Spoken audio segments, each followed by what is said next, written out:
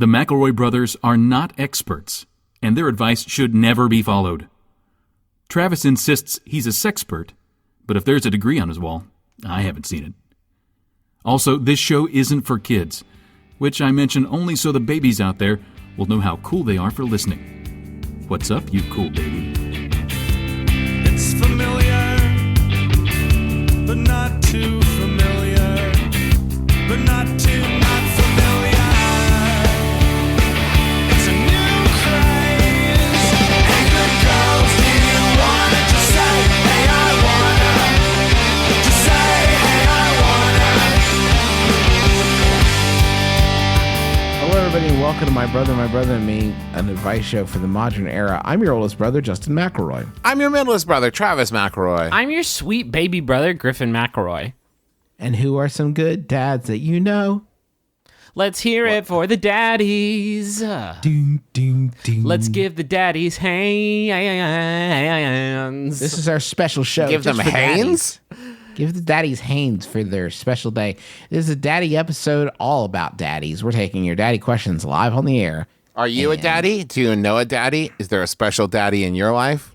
I'm on a website right now called Daddy Chat, and I'm just sort of like looking, a lot of messages coming in through Daddy Chat right now, and a lot of them I would say are of a surprisingly explicit nature. Well, just to let them know that you're looking for a special daddy who will take care of you and see what they say. Our dad is, of course, here. We have not provided him with a microphone, but I can tell you he's on my end and just laughing along and just really savoring every second of it. Hi, Daddy. Quick question. I feel like there's a cipher I'm missing, some sort of codex. Like, you know, in National Treasure Book of Secrets, they find like a Yes. magic magnifying glass, and that lets That's them our read. dad's favorite movie. Yeah, that lets them read the like other Declaration of Independence on the back of the other one, and it says that this one's like just kidding about the gun stuff. Don't, because it mentions a lot of that in the Declaration of Independence. A lot of this is getting away from me, but you know what I'm talking about, like a cipher, like a codex.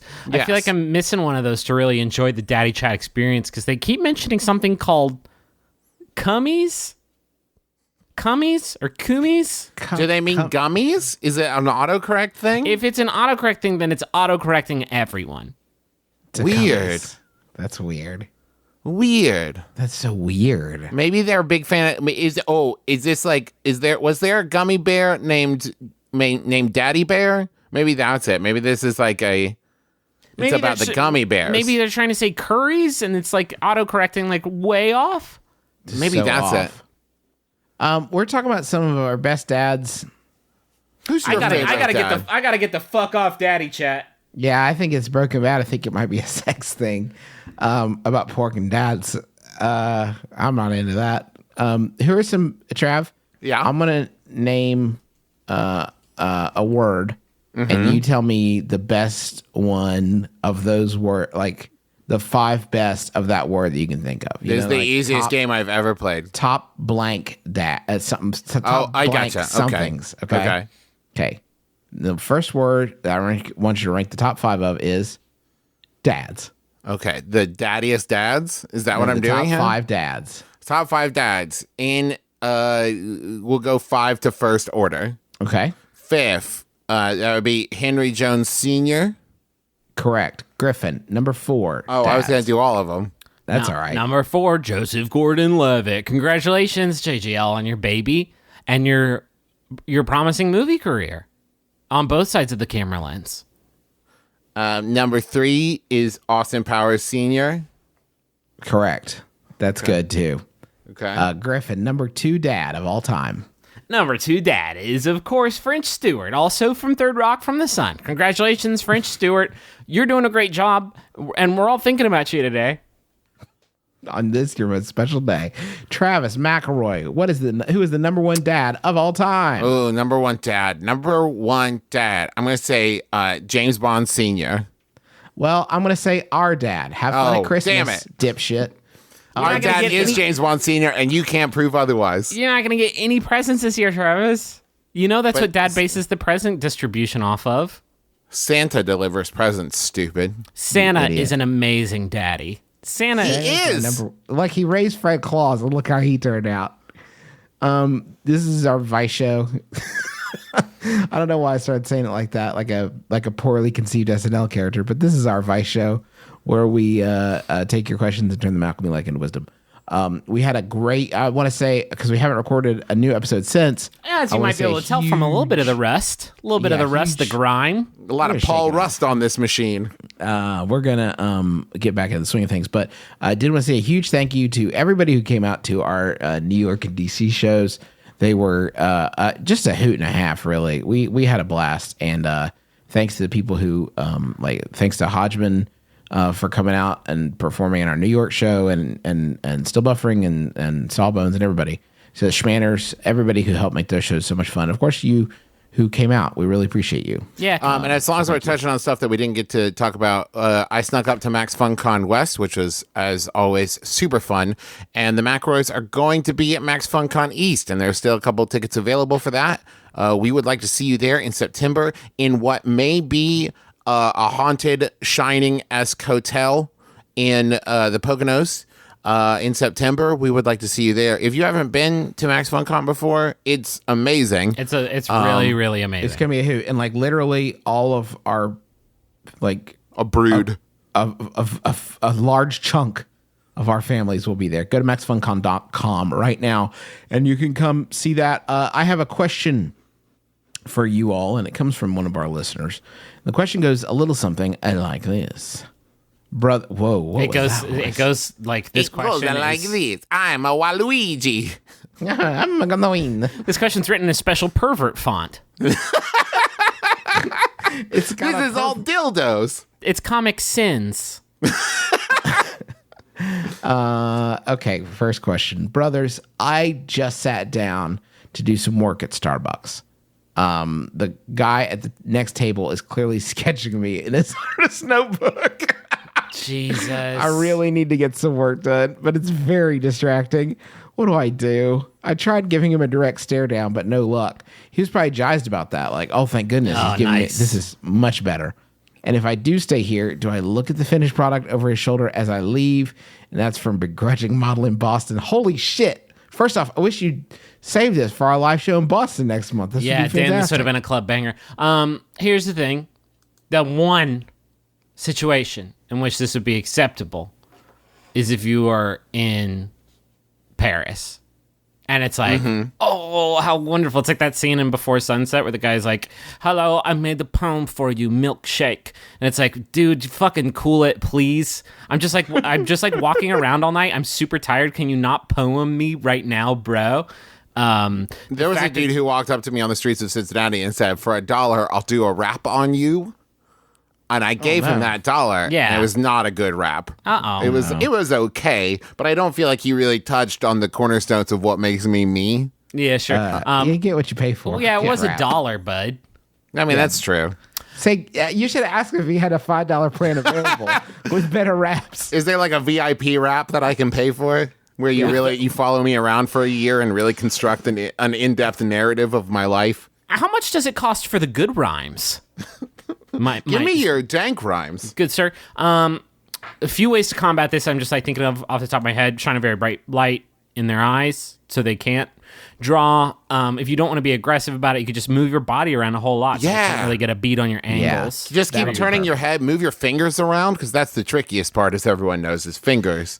Now, while you were doing some work at Starbucks, is it possible that you were nude and covering your frame with various fig leaves? Because if that's the case, then I think... Are you a bowl of fruit? Are you a bowl of fruit is a good question, Travis. What the question asker didn't mention is that the work that they were doing in Starbucks was modeling. They were smizing and they were stretching out like languorously, like practicing their form. That's a good fucking point, Justin. Is if they were a model, that shit isn't free. You can't just like walk up to Tai and just like snap pics. Because you actually, guess what? You need to pay tens of thousands of dollars in order to do that. Do you know what I mean? Yeah. You can't just snap or draw a model.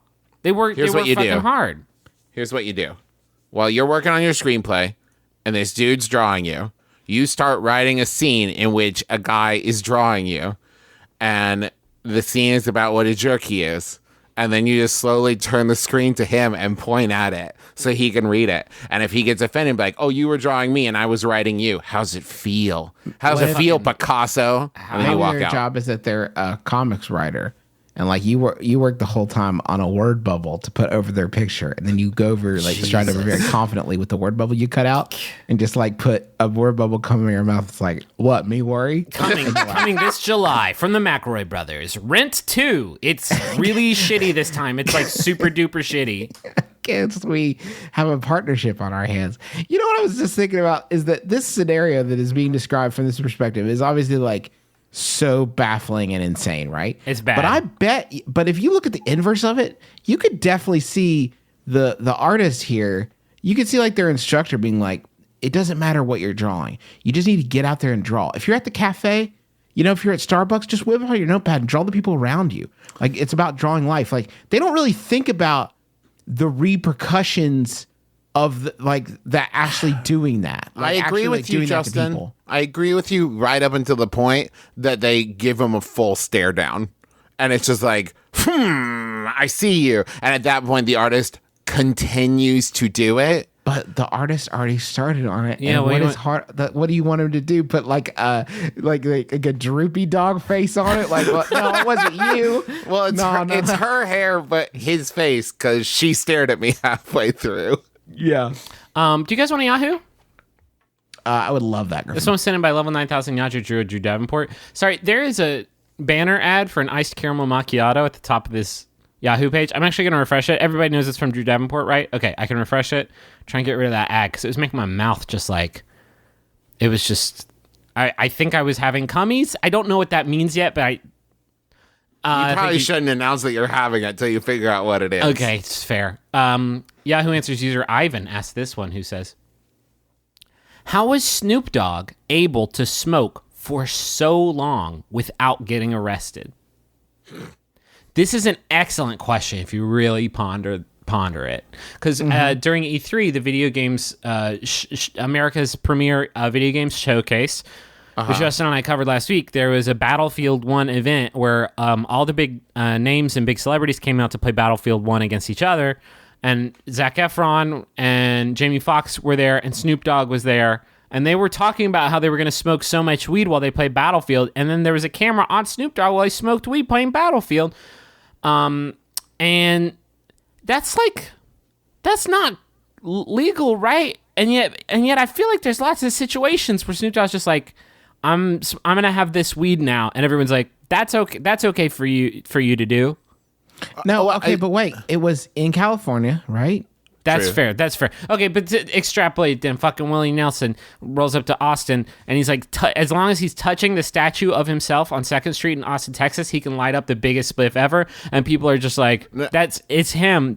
No, Griffin. No, you You're don't. No, missing- you don't. You are the one missing it because he's the weed man. He's the weed man, so he's allowed to.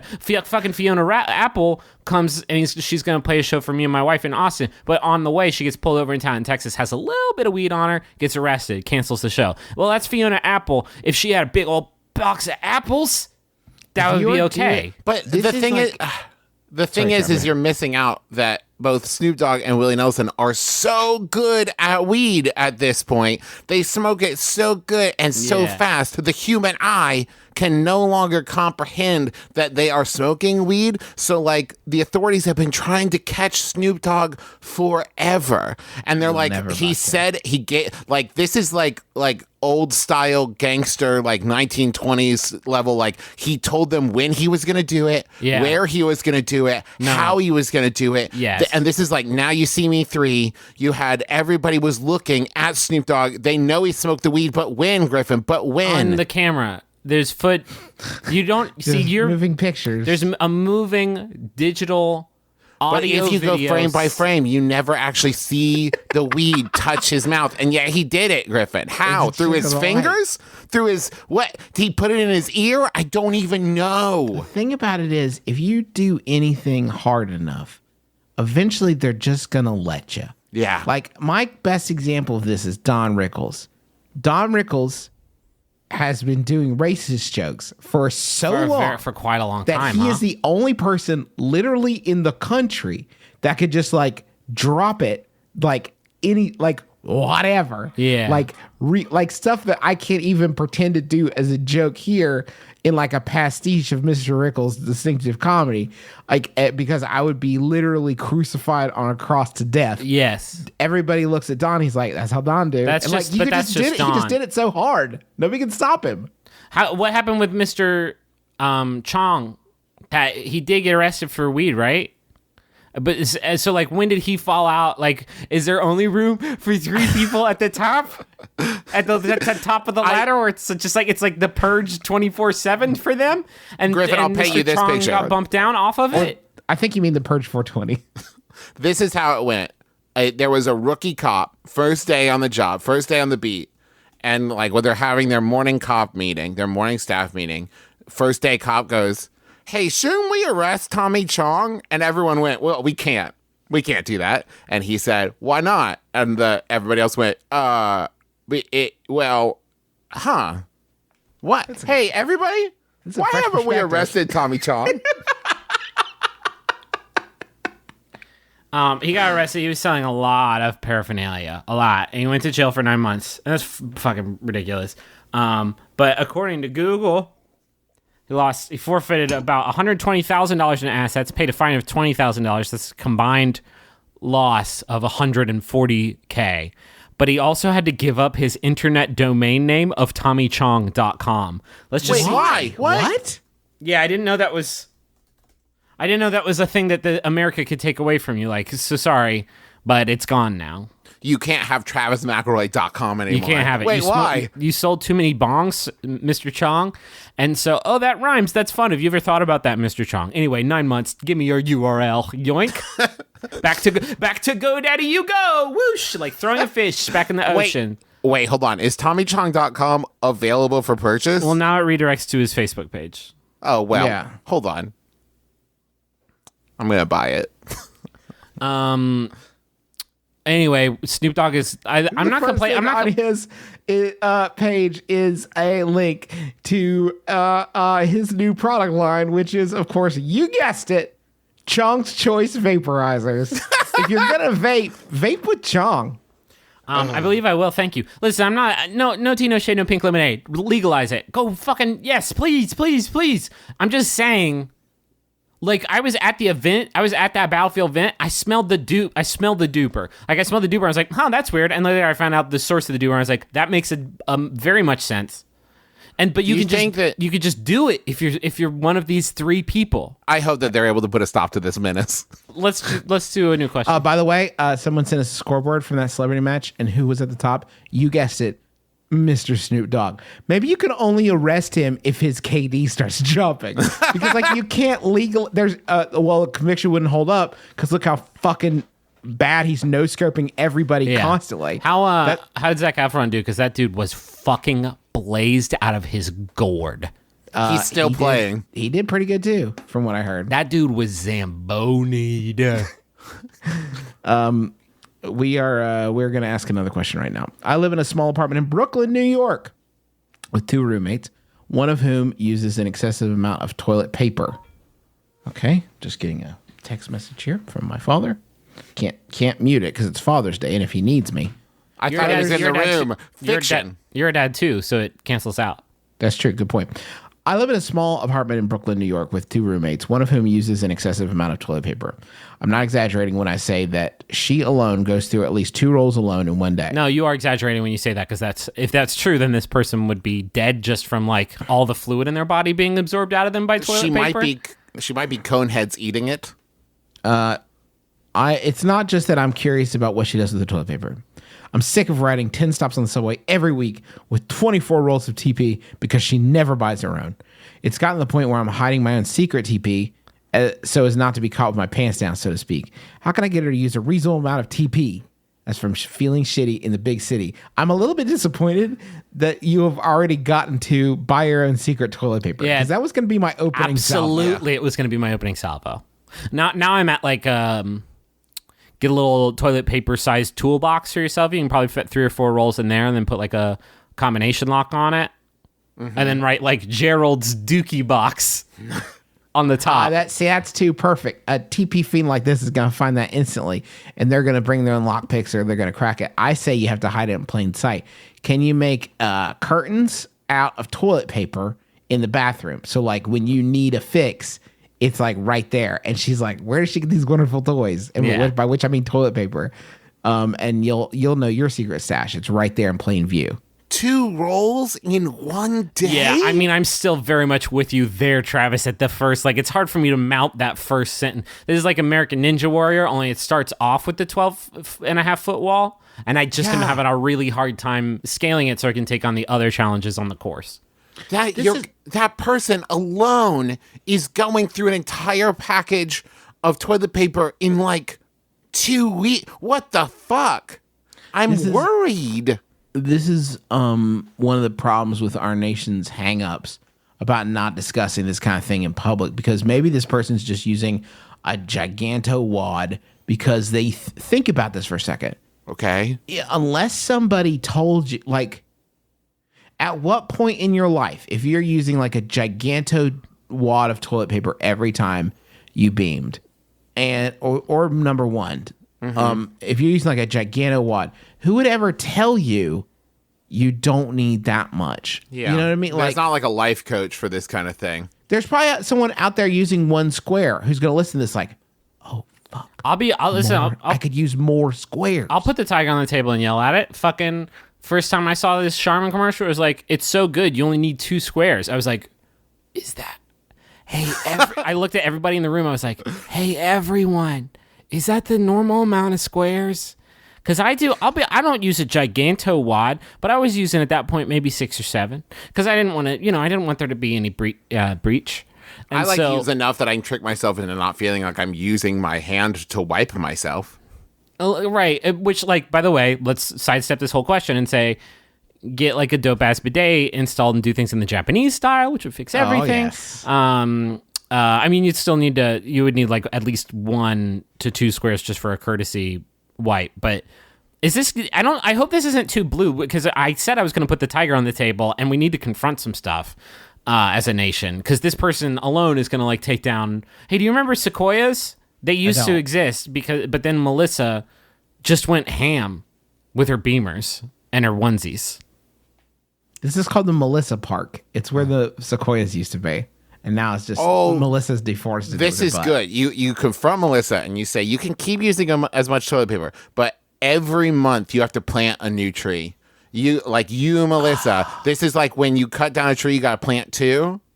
Like, Melissa needs to start doing that. You need to find an area for Melissa to plant trees. And then someone sees Melissa planting like 6 trees and she's like, I don't know, Chipotle, right? It's a rough week. I went on a cruise. I don't know what to tell you. I don't know what to tell you, okay? Oh, man. How do you start this dialogue? I think you can start it with, like, I'm not mad. I'm extremely worried about you. Yeah. I'd be mad also. I can be both. I'm mad and worried about both of you pretty much constantly. I'll tell you the truth at this point. Melissa is not, there's a good chance Melissa is not aware of where the toilet paper is coming from. Like, she doesn't second guess it. She just uses it up, and then there's more because you keep going and getting it. And You're if you went to enabling this Melissa, behavior. yeah. And if you went to Melissa and were like, hey, straight up, you're using way too much, way too fast. And like, I have to go, somebody has to go get it. Something's got to give, Melissa. Yeah. You got to stop eating this like Conehead's pasta. You have to be better, Melissa. You have to be better. Hey, how's your plumbing situation, gang? How's the pipes like at this house? Because I bet they're not great. I bet it's not a not great scene. Yeah, I have to buy toilet paper every day, every waking day of my life. And also, we spend $700 on plumbing every day. And my whole neighborhood is flooded constantly. The utilities are not great here in Atlantis. I think that you should I think that you should brick over the bathroom door. I think you should cask of Amontillado your own bathroom. And then when this person says, I'd like to use the bathroom, please, you say, we've never had a bathroom. That would be very expensive. Not everybody in New York can afford a bathroom. And you start going to a bathroom in whatever establishment will have you. It's New York. There's a lot of different places with bathrooms. And you're going to have to make that sacrifice if you really want to stop buying TP. It's your only option. Or you just fucking play the most high stakes game of chicken ever. And you don't buy TP anymore. You tell your other roommate, no more buying TP. It's going to be a lean week, you say to them, giving your good roommate fair warning, but not telling your bad roommate anything. And your bad roommate, you'll be like, where's toilet claws? And you say, what the fuck did you just say? Toilet claws. He brings new TP every day. So I can use a big ginormo wad to feel comfortable. And you Sometimes say I just throw some away just so he'll come back. Hey, hold on a second. Something just occurred to me. You live with 2 roommates, and one of them uses an excessive amount of toilet. one of them is toilet claws. What kind of Hercule Poirot work did you have to conduct to decipher exactly which one of the roommates was using an incongruous amount of toilet paper? What sort of like I mean, the CSI stuff had to happen? the there? only thing that makes sense is you go in to the junk room and you unspool one of those bad boys and you count each square, and then you wait for the trap to be sprung. And then when you come back and there's no toilet paper anywhere in the house anymore after one bathroom visit from somebody, that was the one who did it. I put a human hair across this toilet paper. Also, the toilet has flooded the entire city. Then it was that one who did the thing that was so bad. Could you start using more toilet paper? Could you somehow fix this problem by amping up your toilet paper to even twice what this person is doing? I'm talking about if you're mowing through 4 rolls a day until they're forced to start buying their own rolls of toilet paper, maybe they'll start the conversation with you. If you're looking for an easy way to get into it, say, okay, I'll make you a deal. How about we all come back to 1 roll per day? And that way, at least you're cutting them in half, right? That's progress. I would also argue that 1 roll a day is still excessive, Still but quite a better. bit. Quite a bit. Is this what that song Big Yellow Taxi's about? This Yahoo was sent in by Christopher Lamp. Thank you, Christopher. It's by Yahoo Answers user Consumer, who asks, why can't we grow burger in tree? Why can't we grow burger in tree? What? Why can't we grow burger in tree? Well, no, again. Why can't we grow burger in tree? It's you read it and you think, well, this is just goofy. But then you think about we got fucking Soylent now. We got fucking, to real life tobacco. Things are happening in the science space. Why can't we grow burger? Why can't we go burger in tree? So in Big Top Pee-wee, there was definitely a bush that grew hot dog cocktail franks. Yes. Is that anything? Is that something? Does that get us closer to why can't we grow burger in tree? The question is, are we trying to grow fully constructed burgers? Is it okay if it's in pieces and you put it together yourself? Yeah, Can there Travis, be a we want- bun tree, a burger tree? In this a lettuce fucking tree? fantasy world that we've created for ourselves where burger grow in tree, we still got to do a little bit of work. We can't get, we still got to cook the meat, for example. I'm just saying that science could probably tackle this easier if we're willing to do it in pieces rather than trying to grow fully formed, constructed, grilled. Are the burgers growing grilled? Okay, do we now still need to this grill is actually them? an excellent point, Travis, because let's say we did grow burger in tree, okay? Okay. All right.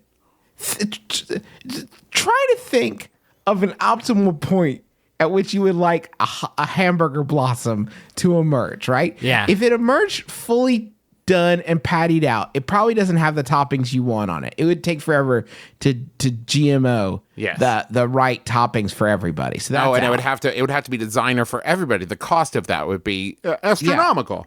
If it grew hot, you would have to pluck that baby right when it was fresh. True. Or else you're going to be eating a stale old hamburger, which, as anybody can tell you, is terrible. Yeah. If you grow them at their uncooked point, then you're talking about like a child sitting underneath the shade of their favorite burger tree, and then all of a sudden, like, they're just reading, and then like just all meat falls in their all rotten meat falls in their head. That's not a good innovation. Now, devil's advocate, there is grosser stuff currently growing in trees right now, this minute, than old meat. I'm talking about an old crab apple falls on your head and just splorches down there and ruins the book you're reading. Hello.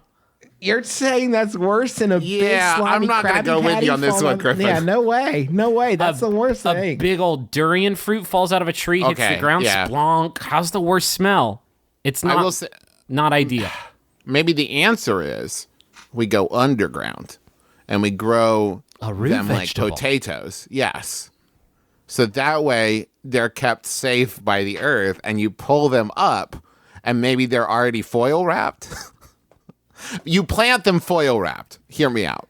Okay. You plant the bulbs foil wrapped so that when the burger forms under the ground, it's already foil wrapped and ready for your consumption. You don't need to worry about worms or nothing. You guys are taking and it's fun, and we're having a really great time. You guys are taking like a Harry Potter fucking labyrinth fucking fantasy approach to this. Well, meanwhile, I'm over here like Googling just to make sure that the science is like real on this one, or it could be in my lifetime. You know what I mean? Like, I'd like maybe we could be like a little bit more respectful. What's up, Trav? I've got it. As long as we're willing to bend our kind of concept of burger a little bit, a black bean burger. It's right there. It's already vegetable based. See, now we're cooking with gas. This is good. This is good progress. Bread is what am bread even? Wheat. Hello. Put some of that DNA in there. We grow the tomatoes in slice form. DNA is in everything, and it informs what the thing is. Right now, I'm looking at a cup. Right, I'm looking at a cup and it's full of water. Obviously, the water DNA is just H2O. Like we already cracked that one. Yeah, the human DNA is like so complex, and they won't figure that out until they, stem cells is like good. But I'm looking at the cup right now, and the cup is just like there's what are its TCAGs at, and that's those are the letters that make up DNA. Because if a few of them were different, it would be speakers, which is another thing that I'm just looking at right now. Or if there were a lot more of the DNA and they were in like a really specific place, it would be Griffin. It would be me. Exactly. The cup would be me. So like I'm saying, we take the seed and we put some of the wheat DNA, we put some of the black bean DNA, we take some of the mayonnaise DNA. That one's going to be tricky, but and then there it is. Bob's your uncle. Is plant-based the way to go? Because we could splice that DNA with, say, like a fish, and we end up with like a burger-shaped fish or fish-shaped burger. And maybe you're gonna get more of the the proteins, more of the actual like goodness from like if you had, I don't know, like you splice it with maybe like a rat or something like that. You had a burger rat. Yeah, no. That's horrible. Let's stick with let's keep it edible, huh? But what I don't like about the including, to be fair, rats are edible. Including animal matter in the thing, I don't want to look up at a tree and see like a bunch of these guys just swinging around because they would be alive. It's like you'd walk to continue that's the too analogy cloudy of with a chance of meatball shit. Yeah. Well, it would be like cloudy with a chance of horror when you look up and all of these burgers are definitely alive, right? Because they're connected to the tree, and the tree is just like a tree is basically just fruit placenta. Yeah. And these guys would be just like flipping around, flopping around. So you're under the tree, reading a book, but then there would be like just little yells, just little yelling sounds. We were really quick to dismiss this, but I feel like we needed to do a little bit of table setting before we even discuss the practicality of this. So I have a question for you two, and I want you to answer me honestly. Okay. Uh-huh. And 90s kids will love this one. Did you ever plant a burger? What? Did you ever plan a burger? I haven't. No. It's interesting, isn't it? You just sort of took science at face value. You know, Gregor Mendel would have planted a hamburger because he wasn't satisfied with understanding DNA as well as we do today. He couldn't do that. He didn't have that luxury. So he had to start from ground zero. Number 2 was peas, AGTC, loving it. Like just learning, growing, setting the standard. But before that, directly before earlier that day, the one you people don't tell you about is he planted a burger. And people are like, are you sure? And he's like, I don't know. But it starts with a question, doesn't it? 3, 2, 1, contact. You know? 3, 2, 1, contact, exactly. Bloodhound Gang. This is what I'm saying. Yeah. Travis gets it. 90s kids, did you ever plan a hamburger? How about this television show that the three of us are unconsciously writing together right now? And it is the Knack or the Nick. These doctors have the knick-knack? These doctors have a knack for killing people. But it's like that where it's just like early science days, pre-X-ray, just figuring the shit out. But instead of like doctors just like, I bet I can get that heart out of there plumb quick. Oops, fuck. It's Gregor Mendel, and he's like, I would like 2 burgers, and so far, if some of the stuff you put in the ground, you get more of it out, guys. Duh. Burger I would ground. like kind of a montage of him like cutting a burger in half and floating it in a jar of water and looking for like roots. Just like, where is it? Where it needs more sunshine. And the show would be called The Dick. It's just Gregor Mendel planting things. Well, that wouldn't be the only dumb experiment he does, but that's an episode right there. That's an episode that one writes itself. Or maybe it's like Gregor Mendel's brother, and you like make Gregor Mendel a character who keeps coming in going, stop, just stop. What are you doing? Just stop. And then like the series finale, spoiler, is like he does it and something grows, and you just see like a little shoot of green credits. I think that this is like Coming soon to CISO. Coming soon to CISO. The Dick. Why? Hey, are we married to that name? Yeah. So are you married to The Dick? Oh, you know I'm married to The Dick. I already got the Twitter handle. It's The Dick on Showtime. I was very optimistic about it. We pan up, lights up on Sandor Mendel, and he is planting hamburgers everywhere. French fries, yeah, those worked. So he starts with French fries, and he's like, okay, definitely these do work. So next up, maybe I'm going to try a hamburger. And you're probably laughing at him, but there's probably somebody home who's like, I wonder how this is going to shake out. They wouldn't have made the show if there wasn't some in-game to this. Episode 2, Gregor Mendel ties a phone to a balloon so he can talk to God. No, we're talking about Sandor Mendel, his little brother. Gregor's brother. Oh, little brother. yes. He's His good. idiot He's brother. great, too. Very funny. Very funny. I'm imagining sort of a Joseph Gordon-Levitt mixed with French Stewart, kind of like has the pretty boy looks, but also the great comic timing. And the fucking bad boy. Which one are we talking about? Because they're both funny and they're both adorable. And that fucking bad boy body. So the first shot, we have a shirtless Sandor Mendel, and he's just grabbing whatever detritus he can fit into the ground. He's not even using a shovel. He's so excited about this new project. He's shirtless, though, right? Shirtless and kind of oiled up. And He's shirtless, but he's like digging. He's been digging in the ground. You know what I mean? And we're It's talking, it's a hard one shirtless. He's and we're earned it. talking primo daddy, yeah? Oh, yeah. Yeah. I'm thinking The forums are going to light up over this one. Yeah, they're gonna love it. If we're picking a Skarsgård for this role, we're definitely gonna go with like an Alexander over Stellan. If you know what I'm saying to you. Got it. Yeah, a slice of man pie. And the final episode of the first season is he plants his own dick. And what happens is he's like, well, other things grow. Please? Yeah. Please, just this once. And then that one comes out, and then we, the 3 showrunners, get on Twitter like, and that's why we called it that. Now shut the fuck up.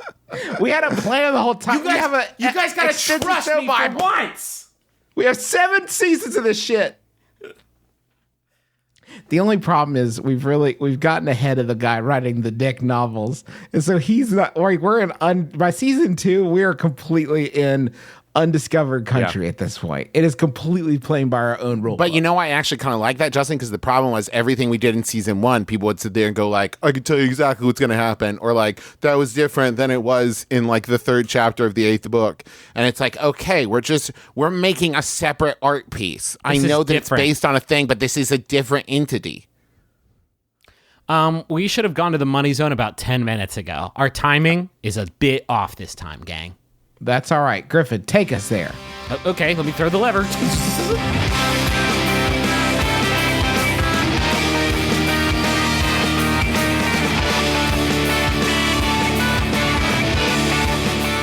Are we there? Yeah, we're here. How is it? Not good so far. It's kind of a slow introduction. My Brother, Me is supported in part by Casper. We've talked about Casper before. Are you guys aware of Casper? You know, Hell beds. yeah. You Love know how beds. sometimes mattresses suck? You know, they're all lumpy. They got springs in them or whatever. Most of the time, they're not Right? good. Not from Casper. I sleep on a Casper mattress every night. And it's like, let's see, what can I say? A realistic comparison that people would understand. It's like sleeping on a giant's dream. Is that what it's like? It's exactly like that. And they've got a risk-free trial and return policy. You can try sleeping on Casper for 100 days, and it's delivered to you free in the US and Canada, and it's got painless returns, which is great because I'm sick of returning things and people like, you know, making me like walk on coals and like stabbing me with needles to like return the shirt I got at Target. Sure, yeah. And it comes to you in a box, and you cut open the plastic, and it like unfolds open like a giant version of those little capsules you used to put in warm water, and they would unfold into a spaceman. It's like that, but a mattress you can sleep on. It's every person's dream. And right now, there's a special offer for listeners of My Brother, Me. You can get $50 towards any mattress purchase if you go to casper.com/mybrother and use the promo code MYBROTHER, all one word. Terms and conditions apply. I assume those terms and conditions are like comfy and sleepiness. Yeah, if you look at the bottom of the paperwork, it just says comfy sleepiness on it. So that should be good. So go check that out. Casper.com/mybrother, promo code MYBROTHER, all one word. What else we got, Griffin? We got this one for Blue Apron, guys. Blue Apron. Blue Apron's the best. I know of Blue Apron. We talk about it all the time. All 3 of us use Blue Apron. It literally changed my life. It taught me how to cook. I cook a couple times a week now. Here's the deal. They send you the ingredients that you need, fresh, amazing ingredients, to cook however many meals you sign up for in a week. They have various options based on your dietary habits, and they are incredible. You can get stuff like ramen noodles. You can get fresh heirloom tomatoes. What are some of the... Oh, here's some of the meals that are available in June. Got spicy Korean rice cakes with snow peas and pea shoots. Got sweet chili ponzu catfish and green beans with coconut ginger rice.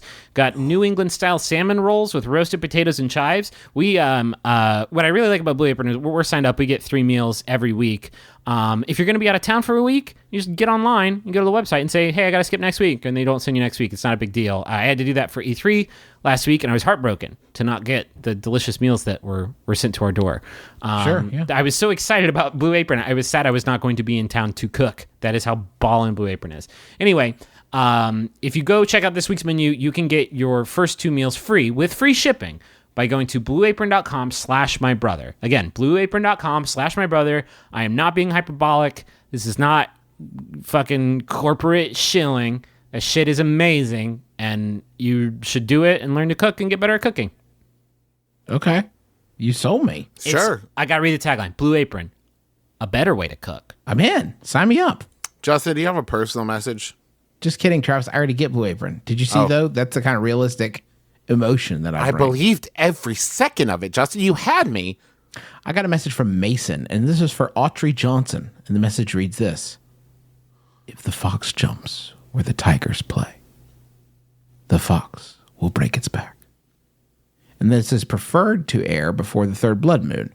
Yeah, But dig it. Yeah. we made it just barely, I think. I hope Autry And- listens to this in time. I hope Autry is not a couple episodes behind, or else we missed it. Usually, we get an email message to ask us if a Jumbotron message is too weird to read. It is a shockingly frequent occurrence.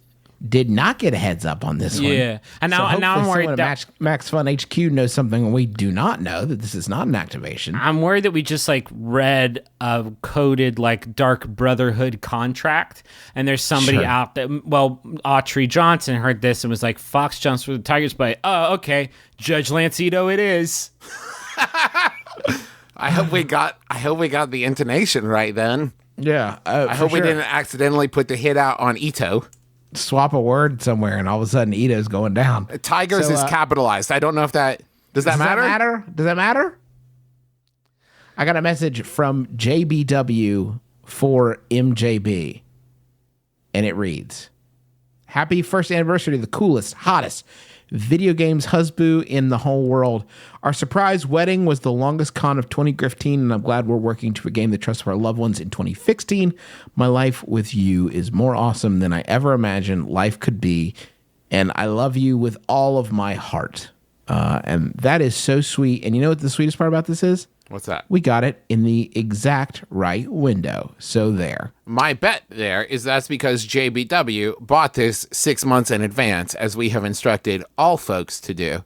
So I still, every so often, combing through those old emails, get a, "Hey, today is my brother's birthday. Can you say something?" Not how that holler works. at your boy.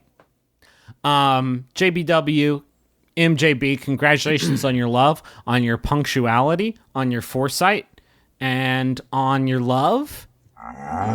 New to Maximum Fun, the Beef and Dairy Network podcast, the #1 podcast for those involved or just interested in the production of beef animals and dairy herds. All sponsored by GrazeX, the latest grass replacement pellet from Mitchell's. If it's not Mitchell's, get back in the truck. Find us at MaximumFun.org or on iTunes or wherever you get your podcast from. And if it's not clear, this is a comedy podcast. Beef out. I ran into a friend in the library today while studying and mentioned in passing that I was hungry. He offered me some chips, which I accepted. Then he pulled a family-sized bag of potato chips out of his bag, dang it. set it down on my desk, and said, "Here you go," and then beans. walked to sit at a table at the opposite end of the room from me. Oh, shit. My question is, how much of this bag of chips am I allowed or supposed to eat? At what point do I return the bag to him? That's from Delaney. This is hysterical, and I don't think this person got what this person just did to you. They... Yeah. they turned you into a legendary, like, mythic figure in this library of like, oh man, Dr. Munch is back. How was your book? Yeah, how was he your sat there, he munched for 6 hours. How was the library? Not good. I was reading a book and I was getting super into it, but then Dr. Munch rolled around, and you know how hard it is to focus. When he... Yeah. When Munch comes to town. When Munch comes to town, starts just chowing down on his Casey Masterpiece flavored Lays. And just bemoaning as he walks around, "I don't even like the KC Masterpiece Lays. Where, oh, where is my friend? Has anyone seen my friend? That's He weird. left me with this burden." That would be weird. It's weird. It's weird also that you were hungry and your friend was like, "Do you want some chips?" And your friend had no obvious chips, no extant chips. And you're like, "Yeah." Yeah. Yeah, I would. Always. Like You're saying this question asker should have been like, "You don't have any chips." Prove it. I see no chips. Is this kind of some kind comedy of running? goof? This is What? oh fuck, this rules. This is like the best prank. This is the best question we've maybe ever gotten. Here's why. A, it made me very happy. B, library's no place for chips. That's great. Just the juxtaposition is really Crinkly wonderful. bag, crunchy chip. Yeah, Bad C, all around. C, you got a bunch of free chips. That's excellent, and that's arguably the best thing. Like, there's some bad stuff that happened too, but like, hang your hat on the fact that you ended this transaction with a whole bunch of free chips, and that's great. D, it's a very Those are the best pranks, by the way. Yeah. The pranks where it's like, this was funny, but I still ended up with something positive out of it. yes, Right, for Thumbs sure. up. D. Oh, that's what I like about Punk'd is it's like, we got you, but you're not really gonna die. Like, And you It's get like to a hang out small- with Ashton and Kutcher then all you hang day. out You're with welcome. Yeah, it's kind of like a small scale improv anywhere exercise. Now, D, if this was a prank, it was possibly the greatest prank of all time. It was the most. It's a very abstract form of embarrassment. You have a very large bag of chips in a place where those shouldn't be. Although really, gang, I would challenge anyone to think about a place where it'd be acceptable to just like go hog on a big old family-sized bag of baked Lays by yourself. Like there is no like what's the place on earth with like the least amount of like a baseball game? Still, no, put the big bag away. There are smaller bags that are made for this occasion.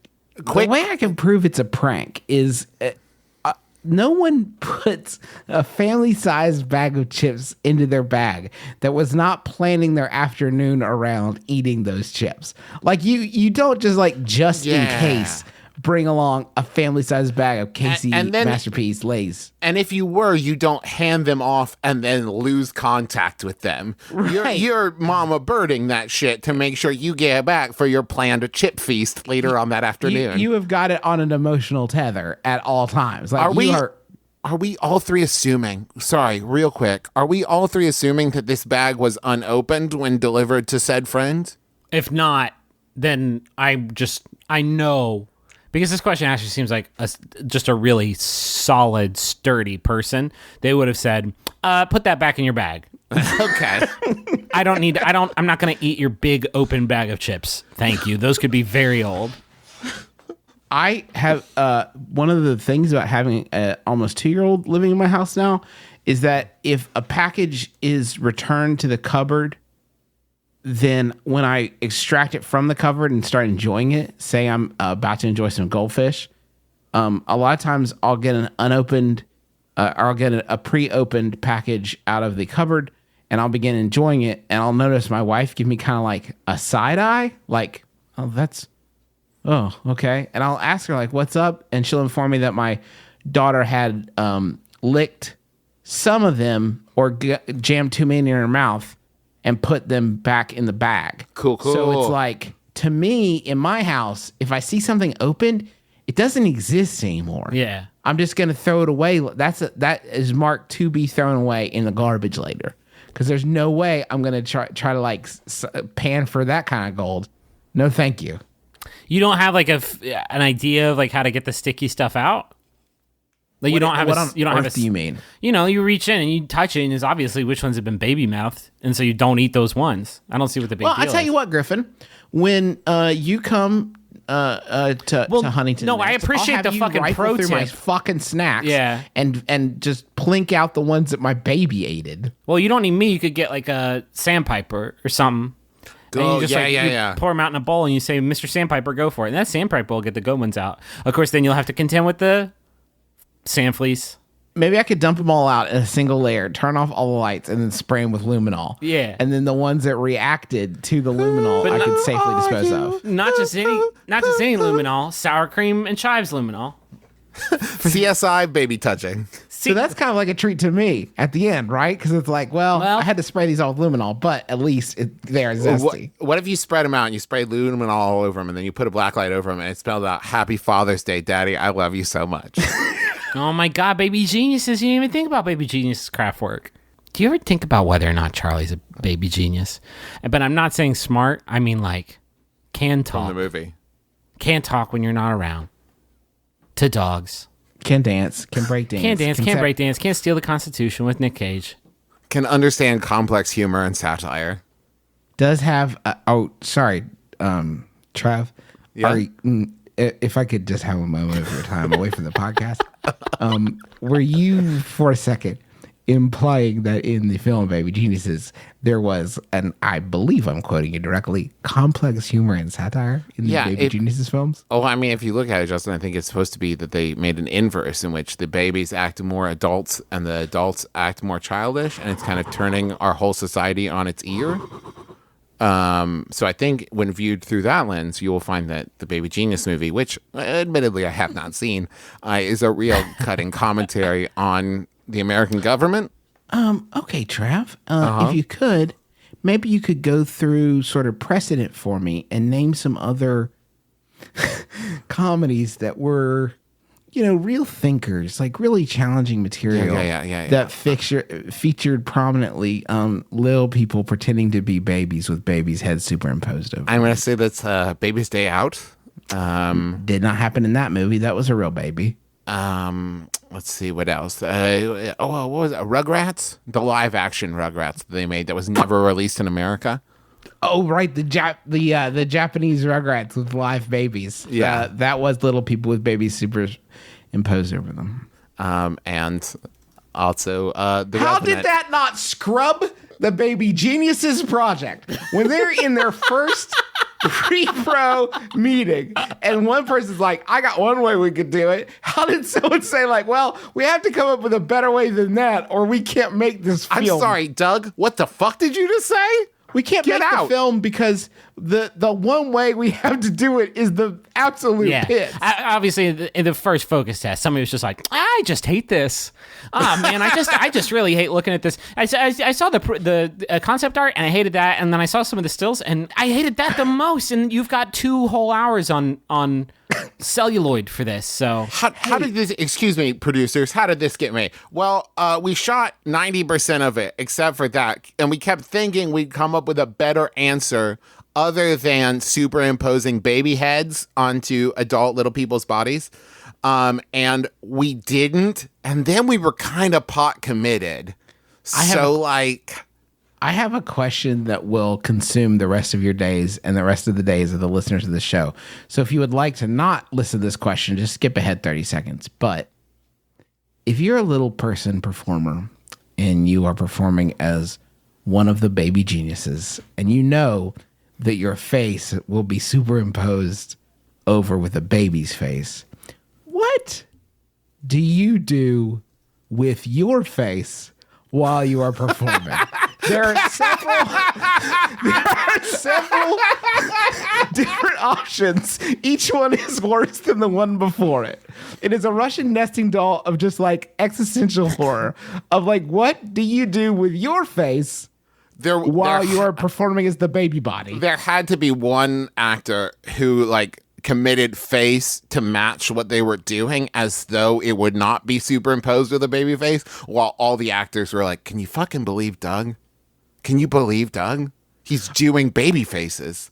Like, what the fuck, Doug? By the way, I want to make it 100% clear. I lay no blame at the fault of the little people that performed in this film as the babies. You get that money and you make Hollywood pay for what they've done to you for generations. I'm with you on that. I stand in unity. I'm just curious, what did you do with your face the whole time? Because there's like blank. Is that good? Is Just blank like good? complete deadpan? Just like deadpan Buster it? Keaton's stone face? Like, could you smile? Why? Why? Why don't- would I? Exactly. Give me a reason to smile ever again, and I'll light up this room with these pearly whites. So that's going to do it for us here on My Brother, Me. We hope you've had a lot of fun listening to the program. We sure have had a lot of fun talking to you for this past hour. We love you very much. And thank you as always for listening. You're a real champ. I have a fun thing that I'm going to be doing that I wanted to make sure everyone knew about. Coming up this Friday, the 24th, Geek and Sundry, along with Smart Girls of the Party, Amy Poehler's project, is doing a 24-hour variety show live streaming to benefit the Muscular Dystrophy charity, MDA. And I'm going to be performing in the first hour of it starting at 7 p.m. And I want everybody to like check that out. I don't have 7 p.m. What time zone? 7 p.m. Pacific time, Friday night. I don't have the URL yet, but I will be tweeting it and pushing it, and I want everybody to come check that out. So do that. It's going to be fun. I want to thank Sean Roderick and Long Winters for use of our theme song. It's a departure off the album Putting the Days to Bed. It's a wonderful album you should go listen to. And hey, go to MaximumFun.org and go listen to some other podcasts on the network that we belong to, which is Maximum Fun, because it's a great network, and you're going to love all the programs on there. I'm talking about shows like Getting Curious, talking about shows like Stop Podcasting Yourself, talking about shows like Judge Sean Hodgman, all these great shows and more, all at MaximumFun.org, or you can find all the podcasts that we do and all the video stuff that we do at McElroyshows.com. I also wanted everyone to know we're doing that live show in Boston, and we are working on a new poster for that is going to just blow all of you away. It's going to knock your socks so far off Yeah, really excited. you won't ever find them again. Is that it? Anything else? Real quick, because we haven't recorded it again since it happened, I want to say a big congratulations to our friend Lin-Manuel Miranda for his multiple Tony wins. Congratulations, Lynn. Mini Tonys. I look forward to holding that Tony and seeing how fast I can make the little medallion spin. A dream come true. I look forward to snapping that out when you're not looking, Len, and then taking it home for the world's most radical pog slammer. The world's most radical and the world's most prestigious Tony Boney pog slammer. They call him Tony Boney, and he's the best slammer around. Who you got on your pogs today, Alf? Huh, that's neat. Plang, patang, pang. They're mine now, idiot. Should've known better. This thing's heavy as fuck. And prestigious as shit. It's super prestigious, but more importantly, it slams like a motherfucker. Lynn is right now looking at his Tonys. He does have more than one. I could spare one. I could spare one. I'll break one of these bad boys down. This is a Yahoo. Final Yahoo was sent by Aaron Keys. Thank you. It's by Yahoo Answers user Mark, who asks. Sorry, I love it so much. Would anime be affected if Donald Trump became president? Oh, my Justin McElroy. I'm Travis McElroy. I'm Griffin McElroy. This has been my brother, me. Kiss your dad, square on the lips.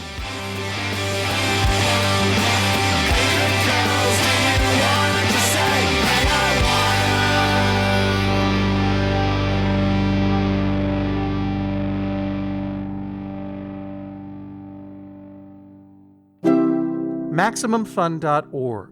Comedy and culture. Artist owned. Listener supported. Let's be honest, we live in a world with too much media. You need a podcast on the front lines figuring out what's great. We're here for you. We're Pop Rocket. I am Guy Branum. I'm a comedian. I'm Winter Mitchell. I call myself a digital strategist. I'm Oliver Wang, academic and disc junkie. Margaret Wappler, je suis es journaliste.